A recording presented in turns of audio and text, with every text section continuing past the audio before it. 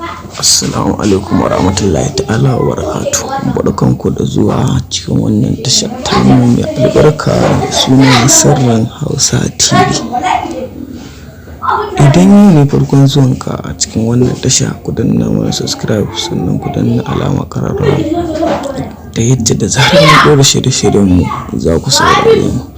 To yau dai kanin rahotannin namu dai sun tsaya ne akan wannan jaruma mai suna Hafsat Idris. Wato ita Hafsat Idris dai wacce dai kuka fi sani dai shahararriyar jaruma ce wacce ta yi ta yi suna, ta yi fintinkau a masana'anta ta kannywood. Don wannan jaruma a yanzu wanda kowane irin fim za a haska za a iya tsintar ta a cikin fim din.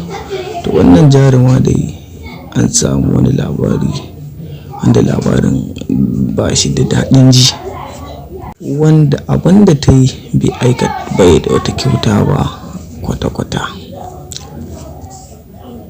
Wato ita wannan jaruma mai suna Hafsat Idris sun je ta yi iskanci da wani ɗan uwansu, wato na masana'antarsu ta kannywood kenan, wanda har yanzu bata faɗi sunansa ba,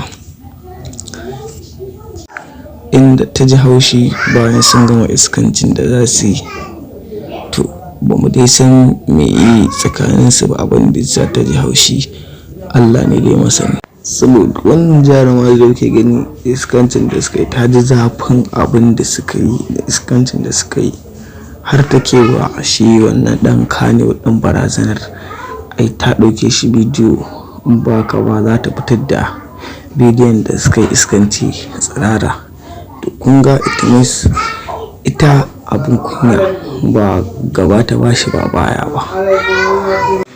To wannan dai labaran muna jira dai mu ƙara sanin wani abubuwan ta yacce za mu kawo muku. To kada ku manta sunan tashar tamu sirrin Hausa TV, ku danna subscribe ta yacce muna kawo labaran tana sakin bidiyon za mu kawo.